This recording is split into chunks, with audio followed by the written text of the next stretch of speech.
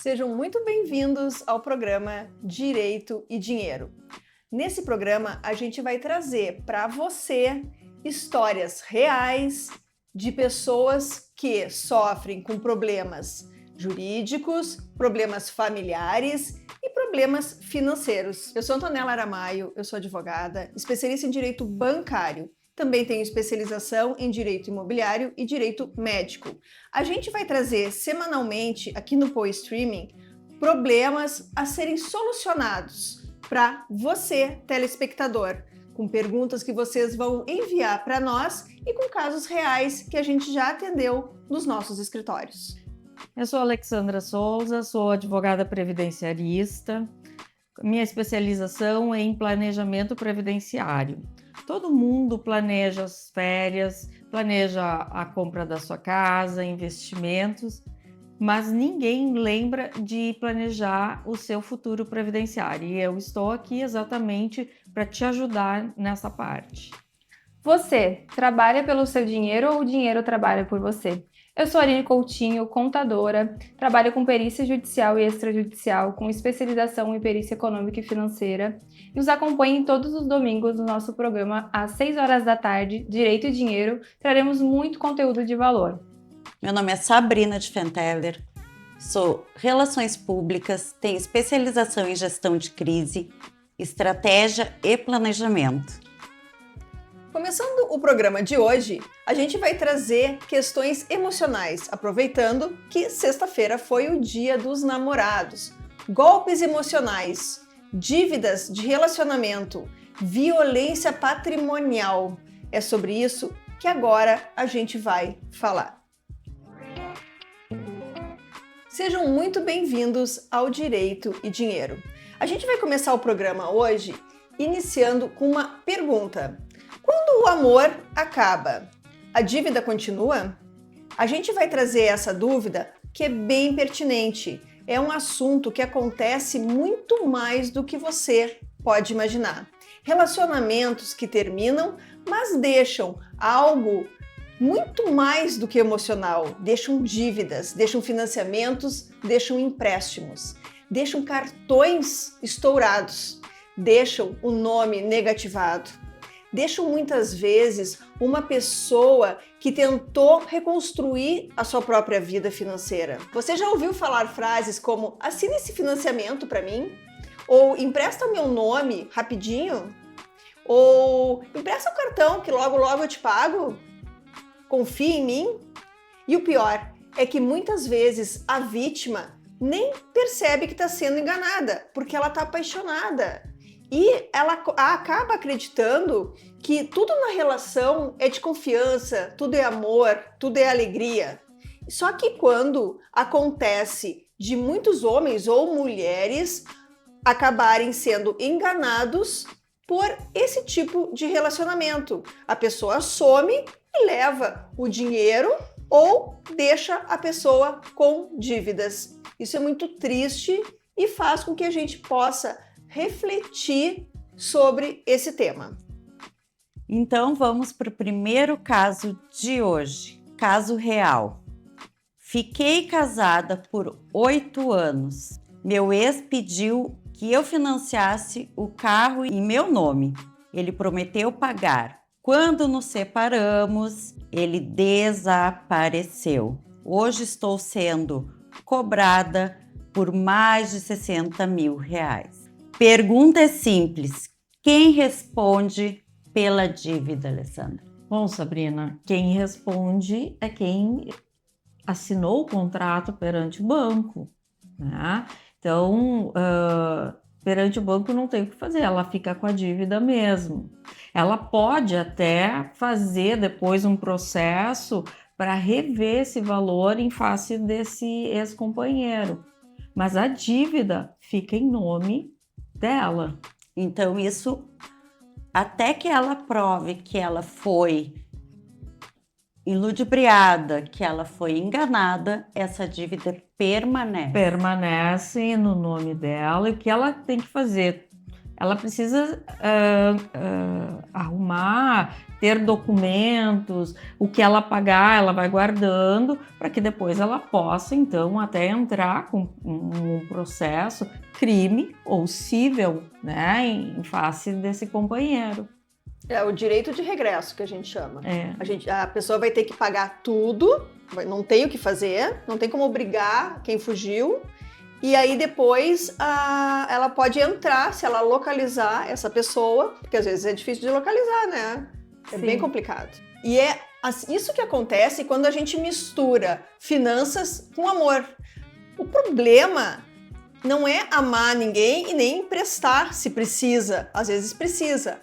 Mas a gente, infelizmente, no mundo de hoje, existem muitos golpes. E a gente não pode sair confiando simplesmente nas pessoas.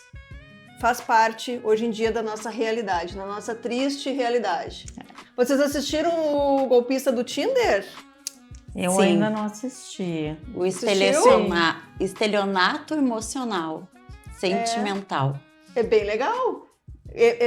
Fala bem sobre isso. E a pessoa tem toda aquela questão ardilosa que ela consegue conquistar para poder depois aplicar esse golpe. Tá? E Antonella, me diz uma coisa, e já que é uma pessoa tão ardilosa, é difícil, né? Porque é difícil, às vezes, eles deixarem algum rastro, e daí o que essa vítima pode fazer? É bem complicado. Geralmente, o que se faz é um boletim de ocorrência por estelionato, falsidade ideológica, enfim. A pessoa acaba ficando com as dívidas, tem que dar um jeito de pagar, fazer acordo e depois tentar ir atrás do prejuízo. Mas é bem complicado. E o interessante é que não existe um perfil exato desta pessoa. Então, eles podem ser muito bem articulados e são especialistas que eles não demonstram que podem vir lesar essa pessoa. Porque eles têm essa especialidade do encantamento que a pessoa fica completamente envolvida e completamente cega. Tem também a questão que às vezes nem estamos falando até de golpe, né? Acontece. Casal de namorados, noivos ou até casado, tu faz o teu nome, separou, e depois a gente vê isso. Não tem que depois ver isso. Mas daí é um pouquinho mais fácil, eu acho, porque se era casado, só se separou, não foi um golpe, ficou com a dívida, acontece muito, muito mais também do que a gente possa imaginar. Na hora de fazer uma separação, uma divisão de bens, a gente tem que dividir os bens que ficaram, mas também a gente divide a dívida. Então, nesse momento, tu ficou com a dívida, tu fica com a dívida, eu vou ficar com a propriedade, ou a gente vai dividir a dívida, enfim. Mas a questão toda é quando a pessoa realmente some, quando ela é uma golpista profissional. E isso a gente tem que cuidar, porque hoje em dia, com a tecnologia, está aumentando muito esse tipo de golpe. Sim, que é o golpe digital, né? E fica muito fácil hoje esses golpes, porque muitos casais dividem contas, cartões, contas conjuntas, senhas dos aplicativos de banco. Então, fica muito mais fácil hoje, sem precisar de uma assinatura. Esses dias mesmo, apareceu uma cliente no escritório, ela estava casada há pouco mais de um ano e a pessoa sumiu. E ela disse, ele fez um monte de dívida no meu cartão de crédito, eu tô com uma fortuna em dívidas, levou o carro dela, não sei onde é que estava o carro, e aí para achar essa pessoa. Então, aí eu disse, mas tu botou pra dentro da tua casa, tu não conhecia ela? Não, mas é que ele era meu namorado. Hello, né? Mas, tipo, acontece. Eu digo hello porque eu tô de fora, eu tô vendo, parece que é um absurdo. Mas pra ela que tá envolvida, não é um absurdo, né, gente? Não, exato. Eu tive uma amiga que ela teve o mesmo caso. Terminou, não, olha só, o carro eu vou continuar pagando, tá no teu nome, não tem como quitar agora, mas não te preocupa. Só que nunca mais, né? E ela ficou com a dívida, mais de 10 anos, né? Ela ficou com aquela dívida. Por fim, ela não conseguia fazer nada, ela teve que ir lá pagar. E toda vez era uma briga com ele, não devolveu o carro, né? Ela, coitada, pagou o carro e nem CNH tinha. Mas é a questão de não procurar, de não formalizar, e isso é importante. Tem que procurar um advogado, tem que formalizar qual é o acordo que estão fazendo. Até porque nessa questão do carro, ela poderia ter entrado com uma busca e apreensão. Porque se está no nome dela, mesmo que ela não tenha uma CNH, ela vai atrás e consegue fazer a busca e apreensão do carro. E muitas vezes parece que estamos falando de pessoas leigas e pessoas que não têm um conhecimento, que não têm estudo. Muitas vezes são pessoas que têm, né, uma capacidade intelectual de observar essas coisas, mas é muito comum, quando está envolvido no relacionamento, também acaba por esquecer, né, desse conhecimento, dessa habilidade. Porque quando a gente fala, parece assim, mas essa pessoa não tem estudo, essa pessoa não tem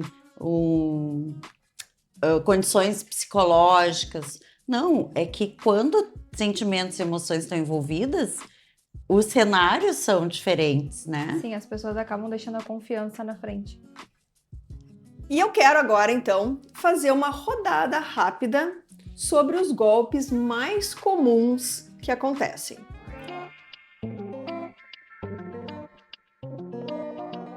Vamos lá. Golpe emocional financeiro que tu enxerga. Diz um aí.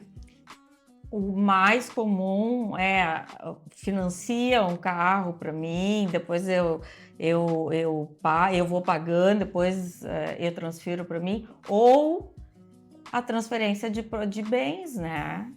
Que também é muito comum. Um casal morava juntos, mas ele não contribuiu com a compra nem da casa, nem dos bens do casal.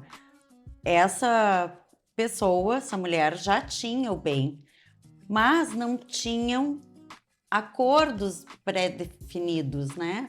Uma união estável, com cláusulas sólidas, não tinham acordos pregressos. E quando ele foi embora, ele levou a metade do patrimônio dela. É a velha história, né? Confiança não substitui o que está no papel. Então, o papel sempre é importante. Sempre. Eu acrescentaria também cartões de crédito, né? Porque ele traz grande colapso nas famílias hoje em dia. E a gente sabe que os juros do cartão de crédito ele é altíssimo. Então, se a gente deixa de pagar ao longo dos meses, isso cresce consideravelmente. Os empréstimos bancários também é um problema muito atual hoje para muitas famílias. Existe aquela frase, eu fiz porque eu confiava, mas confiava tanto assim, como tu diz, né? A confiança não substitui o que está escrito. Então, o amor é cego. Vamos nos ater sobre essa questão. Estou apaixonada. Não tem. Escreve, faz contrato, vamos lá. Procura um advogado. Primeira coisa. E hoje tem o contrato de namoro. Também. Tem um tempo estabelecido que eu, para fazer esse contrato, estou namorando apenas há 1 mês. Eu já posso fazer esse contrato de namoro? Pode fazer. E ele me resguarda de quê? De tudo, praticamente. Se tu não tem o ânimo de morar junto, ter filhos, tu pode colocar, é um contrato entre vocês, né? Tu e teu namorado, por exemplo, onde tu vai determinar os meus bens são meus, não tem empréstimo, a casa é minha, tu pode vir aqui morar comigo, dormir aqui comigo, mas tudo estabelecido. Porque no direito penal, tudo que está lá no Código Penal, que está escrito no Código Penal, é o que tu não pode fazer. No Código Civil, é tudo que tu pode fazer, mas o que não está no Código Civil e não está no Código Penal, que é o que eu não posso fazer e o que eu posso, Tu estabelecer em contrato, tu pode, desde que não seja crime, que não seja proibido por lei. Então, tu pode estabelecer e fazer um contrato. Eu acho bem legal o contrato de namoro. E Antonella, sobre a questão da união estável, como é que o pessoal pode ver isso hoje?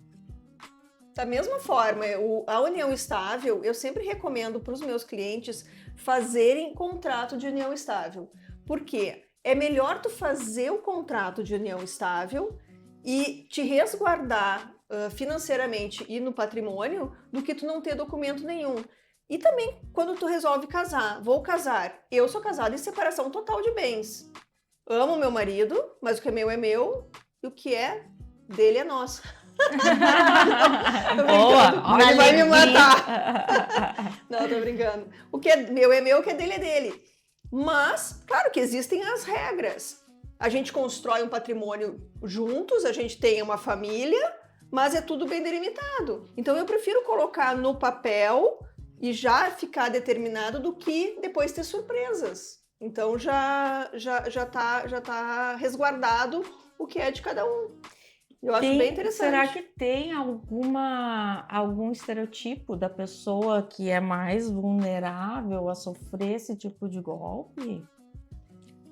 Esse estelionato amoroso, já que a gente está agora sexta-feira, foi o dia dos namorados, né?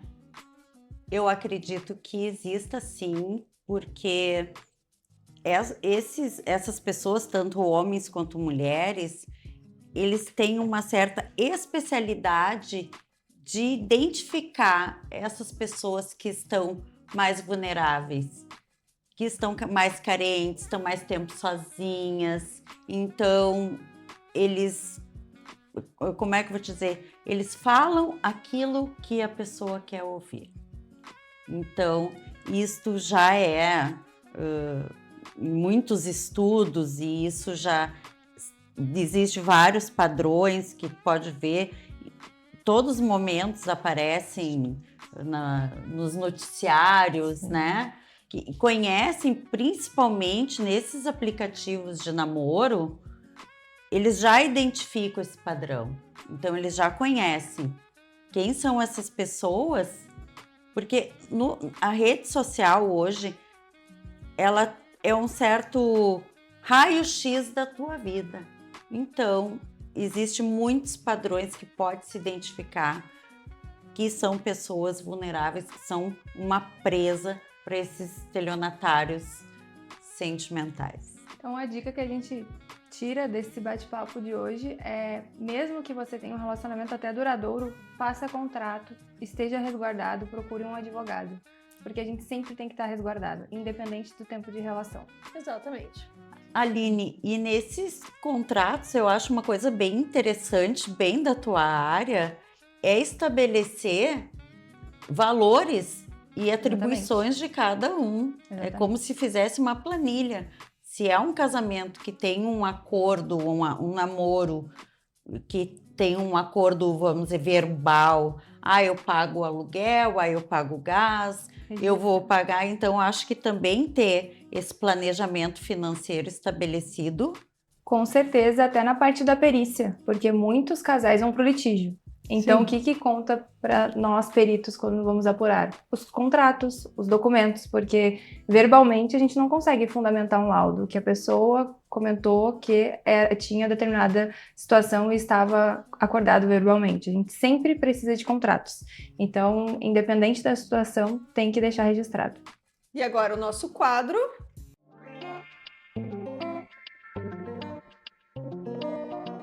Eu tenho algumas perguntas, Antonella, aqui para você hoje.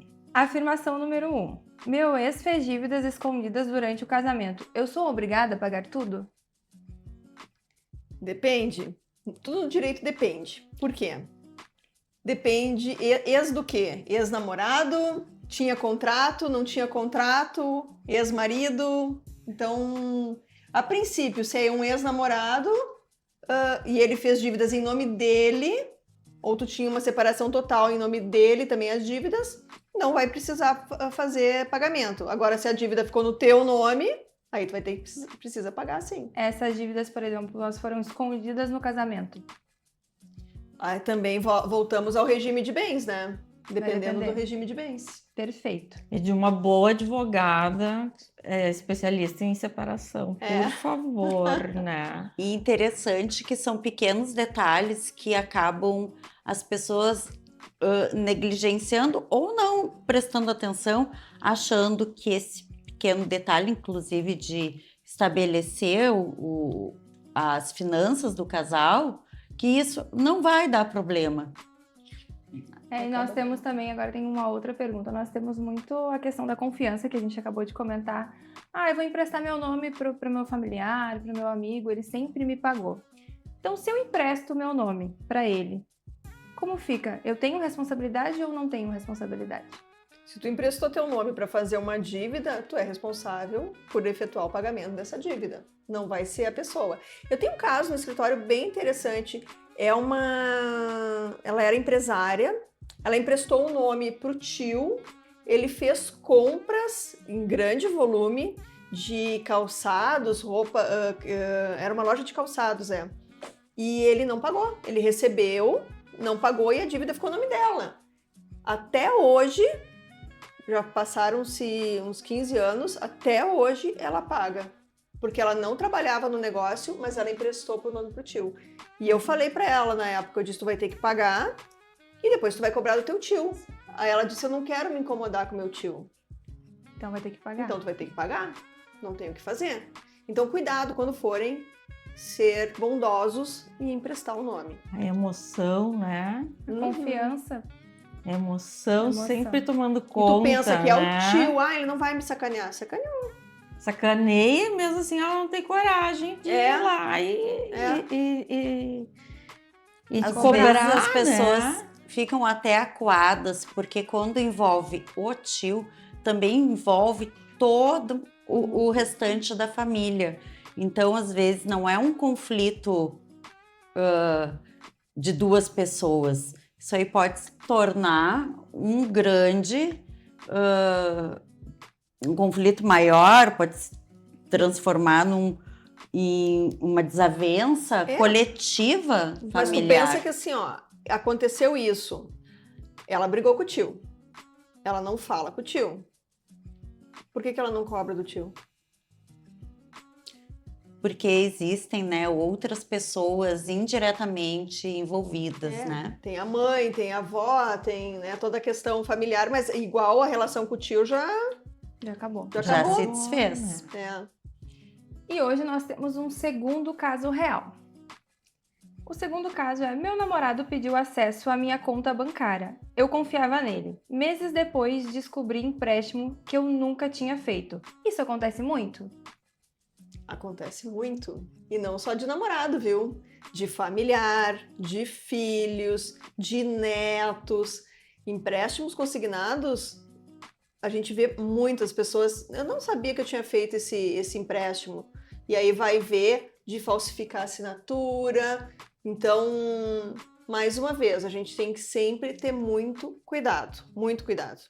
Eu tenho muitos casos no escritório disso. Lá para mim também já apareceu no escritório, porque eu trabalho com aposentadoria, então quando vem, porque tem aposentado que chegou a não ter nada para receber de tanto empréstimo, mas de tanto empréstimo, eu não sei, eu nunca fiz, eu não sei nem ir no banco. Aí vai ver é uma filha,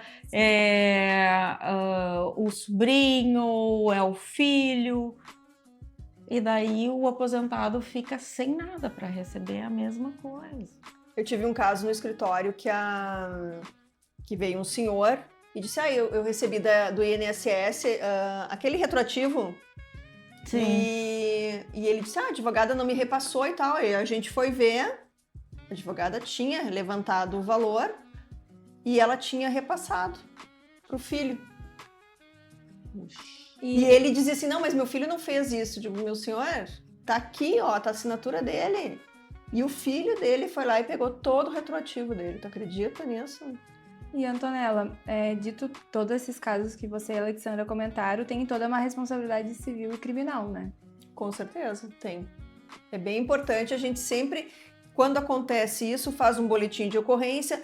Claro que o boletim de ocorrência te assegura ele te dá uma segurança de que caso seja usado ou venha tu sofrer um dano no futuro, tu mostra que aquilo ali aconteceu. Mas tu resolver efetivamente ou tu reaver valores é bem mais complicado. E outra coisa, normalmente quando tem algum parente envolvido, principalmente os filhos, eles não querem fazer o boletim de ocorrência em face do filho. Eu tive vários casos que a gente pediu imagens do banco, porque ela dizia que aquilo não era, que ela não tinha feito, e aparecia a filha, né? Então, assim, é difícil. Eles negam. Não, meu filho não vai fazer isso. Daí só quando vem a filmagem. E mesmo assim, banco. né? É que é complicado, né? O filho. Então, tem todo um relacionamento emotivo. A gente tem outro caso no escritório que a nora pegava o dinheiro. A nora. Vou cuidar do cartão do sogro. Complicado. E aí o sogro não tinha mais nem o que comer. Então... E isso é que a gente vai ter um outro programa para falar sobre esses superendividamentos também, né, gurias? Sim. Importante. Tudo aqui vira assunto para próximo programa. Então, aproveitando o gancho, se você tiver alguma dúvida, alguma questão que você queira saber, envia aqui para o programa que a gente pode transformar num próximo tema para debate.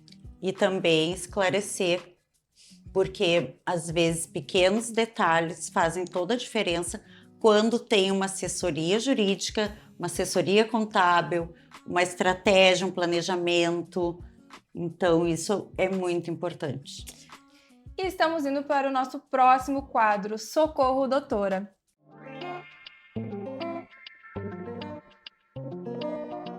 Nós temos aqui uma pergunta. Meu ex fez um empréstimo usando o meu celular e meus dados. O que eu faço? Bom, nesse caso, o ideal é registrar a ocorrência, guardar todas as provas, solicitar a documentação no banco e procurar a orientação de um advogado imediatamente. Temos aqui uma outra pergunta. Posso retirar meu nome de um financiamento que eu assinei com meu ex?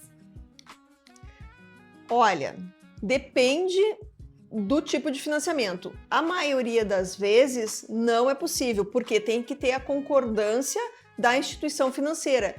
Não é automático, às vezes eles não concordam. E é um direito que a instituição tem de não concordar. E você acha que se eu fizesse um contrato com assinatura junto com ele, adiantaria? Teria algum percentual a mais de chance ou não? Tu pode fazer o contrato como se tu fosse até um avalista, um fiador ou um corresponsável. Só que só vai tirar o nome se a instituição financeira concordar. Ele tem que anuir. Perfeito.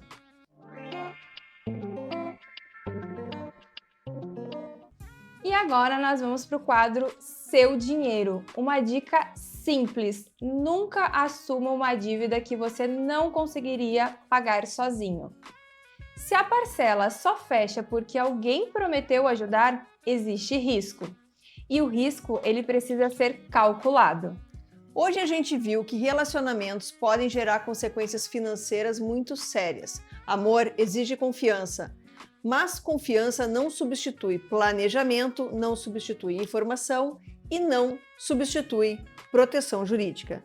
E se você tem alguma dúvida sobre dinheiro, bancos, aposentadoria ou direitos, envie a tua pergunta que ela pode aparecer aqui no próximo Direito e Dinheiro. Boa noite, boa semana e até o próximo programa.